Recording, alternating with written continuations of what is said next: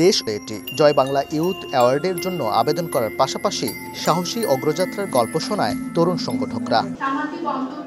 জেলা শিল্পকলা একাডেমি সংলগ্ন ময়মনসিংহ ওয়েলফেয়ার স্কুলে ডিভিশনাল মিটের আয়োজন করা হয়। এতে বিভাগের 4 জেলা ছাড়াও কিশোরগঞ্জ, গাজীপুর ও টাঙ্গাইল থেকে প্রায় 250টির মতো তরুণ সংগঠক দিনভর এই ডিভিশনাল মিটে অংশগ্রহণ করে।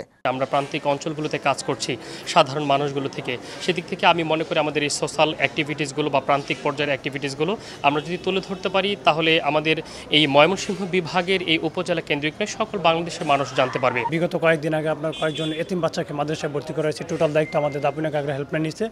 তো সেখানে কিন্তু আমাদের মানে ওইরকম ডোনেশন করার মতো কেউ নেই।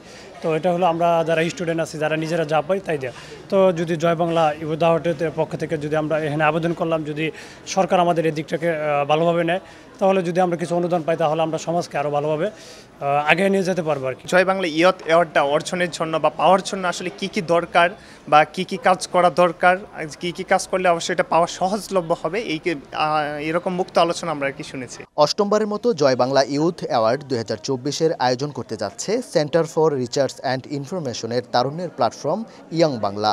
মানবিক কাজ, দেশ গঠন ও সমাজে অবদানের জন্য দেশের সেরা তরুণ তরুণীদের সংগঠনগুলোকে স্বীকৃতি দিতে 2015 সাল থেকে জয় বাংলা অ্যাওয়ার্ড প্রবর্তন করা হয়।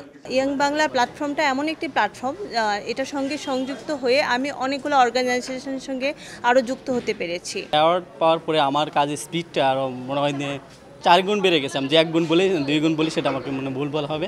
যেমন আমার প্রচুর পরিমাণে আমার কাজের স্পিড বেড়ে গেছে, সেটা আমি আগে যা করতাম তা থেকে আমি বেশি অনুপ্রাণিত হয়ে আর বেশিগুলো কাজ করার চেষ্টা করছি। বিগত বছরের মতো এবারও ইয়াং বাংলা টিম যাচ্ছে 7 বিভাগে দেশ ও সমাজ পরিবর্তনে তরুণদের সাহসী অগ্রযাত্রার গল্প শুনতে।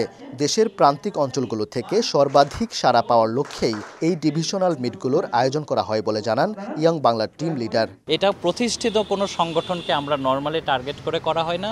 যে সংগঠনগুলো খুবই ব্যতিক্রমধর্মী আয়োজনের মাধ্যমে সমাজ পরিবর্তন করছে, যে তরুণ সংগঠনগুলো, তাদেরকে টার্গেট করে এই আয়োজনটা করা হয়।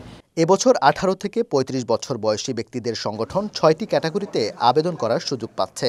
প্রতি ক্যাটাগরি থেকে 2টি করে মোট 12টি অ্যাওয়ার্ড প্রদান করা হবে। ওবায়দুল হক, সময় সংবাদ, ময়মনসিংহ।